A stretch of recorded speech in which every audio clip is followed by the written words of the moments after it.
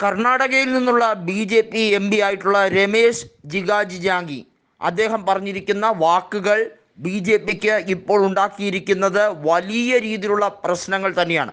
കൂനിന്മേൽ കുരു എന്ന രീതിയിലേക്ക് BJPയുടെ നിയമസഭാ സാമാജികർ കോൺഗ്രസിലേക്ക് ചേക്കേറാൻ പോകുന്നു എന്ന വാർത്ത BJP കേന്ദ്രങ്ങളിൽ അത്ഭുതം ഉളവാക്കുകയാണ്. നിലവിൽ നമുക്കറിയാം BJPക്ക് കേവലം 65 സീറ്റുകൾ മാത്രമേ ഉള്ളൂ. പ്രതിപക്ഷത്തിരിക്കുകയാണ്.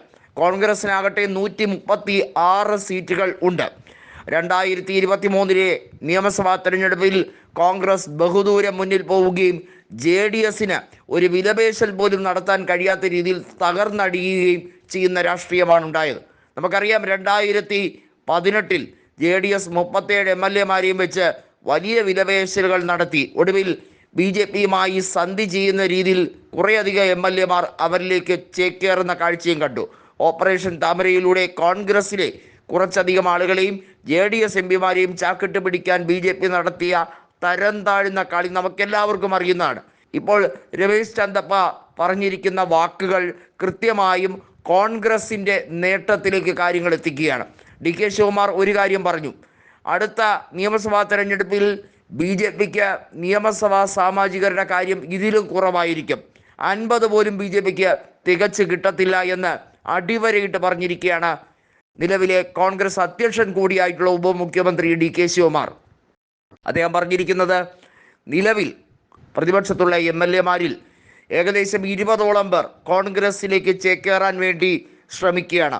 അതിനുവേണ്ടിയുള്ള വലിയ രീതിയിലുള്ള ചർച്ചകൾ കൊടുമ്പിരി കൊള്ളുകയാണ്. ഇത്തരത്തിൽ ഒരു ഡയലോഗ് വരുമ്പോൾ തീർച്ചയായും BJP കേന്ദ്രങ്ങളിൽ അത്ഭുതമാണ് ഉളവാകുന്നത്. കാരണം ഉള്ള MLA-മാർ കൂടി കൊഴിഞ്ഞു പോയാൽ തീർച്ചയായും അവരെ സംബന്ധിച്ചിടത്തോളം കനത്ത പ്രഹരമായിരിക്കും എന്നുള്ളതിൽ ഒരു സംശയം പോലും ഇല്ലാത്ത സാഹചര്യമാണ്.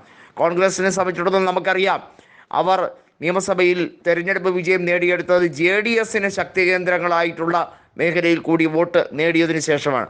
2024 ലോക്സഭാ തെരഞ്ഞെടുപ്പിൽ 17 സീറ്റുകൾ BJP നേടുകയും 2 സീറ്റുകൾ സഖ്യകക്ഷിയായ ജനതാദൾ സെക്യുലർ നേടുകയും 9 സീറ്റുകൾ കോൺഗ്രസ് നേടുകയും ചെയ്തിരുന്നു. അസംബ്ലി തെരഞ്ഞെടുപ്പിൽ ലീഡ് വൈസ് കണക്ക് നോക്കുമ്പോൾ 92 സീറ്റുകളിൽ മാത്രമേ കോൺഗ്രസിന് 1-ാം സ്ഥാനത്ത് എത്താൻ സാധിച്ചുള്ളൂ എന്നുള്ളത് ശരിയാണ്. എന്നാൽ പോലും ഒരു കാര്യം വളരെ വ്യക്തമാണ്, അസന്നിഗ്ധമായി തന്നെ പറയാം, കോൺഗ്രസിന് ഇപ്പോഴും ശക്തമായ തന്നെ വേരോട്ടമുണ്ട്.